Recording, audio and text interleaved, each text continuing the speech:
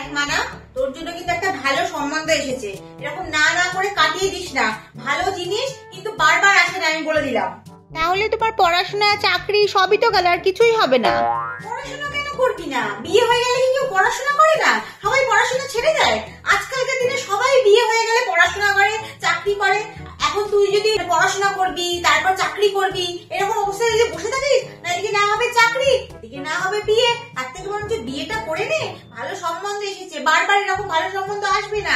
বিয়ের পরে তোর যা ইচ্ছা তুই সব পূরণ করবি, তাতে আমার কোনো অসুবিধা। তখন তো আমি এদিকে দেখতে যাবো না, আর বাড়ানো করতে যাবো না। এখন আর না না করিস না মা, বিয়েটা করে নে। আমি বলছি তুই বিয়ে করে সব করতে পারবি, পড়াশোনাও করবি, চাকরিও করবি। কি তুমি চাকরি করতে যাবে? শোনো বৌমা, আমি এখন থেকে বলে দিচ্ছি, আমার বাড়ির বউরা কিন্তু কেউ চাকরি করতে যায় না। আমি পছন্দ করি না আমার বাড়ির বউ বাইরে চাকরি করতে যাবে, ঠিক আছে?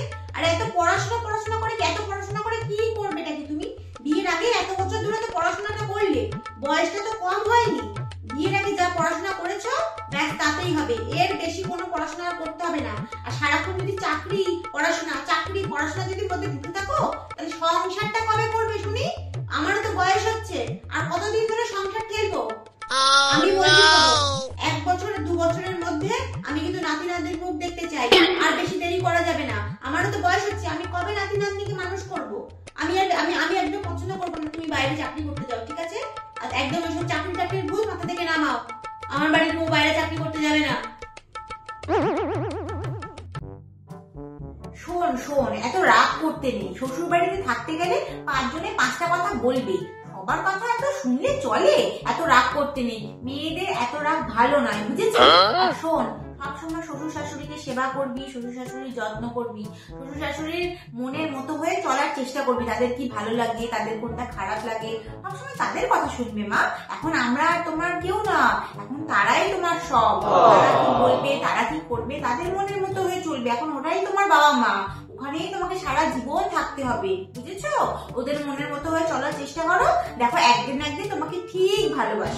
তোমার ভালো না বেশি পারে, তুমি এত ভালো মেয়ে, তুমি এত ভালো লোককে তোমাকে এত সব নিয়ে কোনো চিন্তা করতে হবে না, হ্যাঁ? আর শোন, তার থেকে আগে সবসময় জামাই কি চায় সেটা দেখবি, বর কি চায়, বরের কোনটা ভালো লাগবে, কোনটা খারাপ লাগবে, ও কোনটা পছন্দ করে, কোনটা পছন্দ করে না। ও যদি কোনো জিনিসে হ্যাঁ বলে তুমি করবে, তাতে কি আছে? বরের সবসময় বরের মতো হয়ে চলার চেষ্টা করবে, বুঝেছো? তাহলে দেখবে সংসারে সবসময় সুখ শান্তি থাকে। এই নিয়ে একদম মাথা গরম করতে নেই মা, তুমি একদম রাগ করো না, সব ঠিক হয়ে যাবে। আর শোন না মা, তুই তো এখন এখানে আসা ভুলেই গেছিস বল? বিয়ের পরে তো আমার এখানে আসিসই না। কবে আসবি রে মা? আমি কতদিন তোকে দেখিনি বলতো। ও আচ্ছা, হ্যাঁ ঠিক আছে, আগে দেখ কি বলছিস। শোন কি 2 দিন ছাড়া খালি বাপের বাড়ি করো তুমি? ছোট বউকে দেখেছো? ও এত তোমার মতো বাপের বাড়ি যায়? ও তো প্রায়ই যায় মা। হ্যাঁ, ওর মায়ের শরীর খারাপ, তাই ওকে সবসময় মাঝে মধ্যে যেতে হয় বাপের বাড়িতে। তোমার মায়ের তো শরীর খারাপ থাকে না বাবা, তা তুমি এত 6 মাস 8 মাস ছাড়া খালি বাপের বাড়ি যাবো বলে নাচতে থাকো কেন? এটা জানো না যে বিয়ে হয়ে শ্বশুর বাড়ি চলে আসলে অত বেশি বাপের বাড়ি যেতে নেই, 5টা লোকে 5টা কথা বলবে। সেসব তো মা কিছু শেখায়নি, খালি ওখান থেকে মা বলে মেয়েকে আসতে বলে, এখান থেকে মেয়ে খালি নেচে ওঠে। তুমি এখান থেকে চলে গেলে আমার সংসারটাকে কে দেখবে? কে সামলাবে আমার সংসারটাকে? শাশুড়িকে কে দেখবে? তোমার শ্বশুরকে কে দেখবে? সেসব তো কোনো মাথায় চিন্তা ভাবনা নেই। যখন চলে গেলে বাবা মার কত কষ্ট হবে। খালি 2 দিন ছাড়া খালি বাপের বাড়ি যাবো আর বাপের বাড়ি যাবো। ওসব বাপের বাড়ি যাওয়ার জন্য কোনো কিছু হবে না।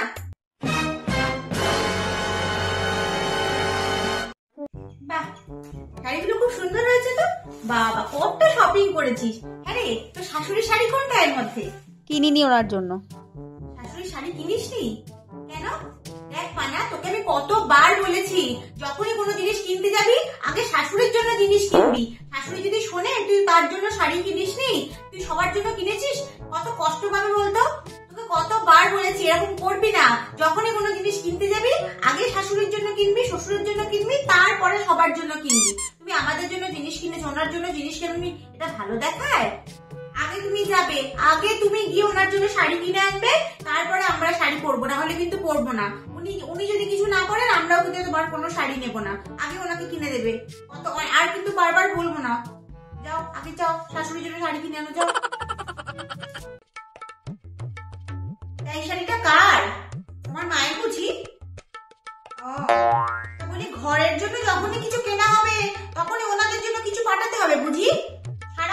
বাপের বাড়িতে কিছু না কিছু পাঠাতেই থাকছো।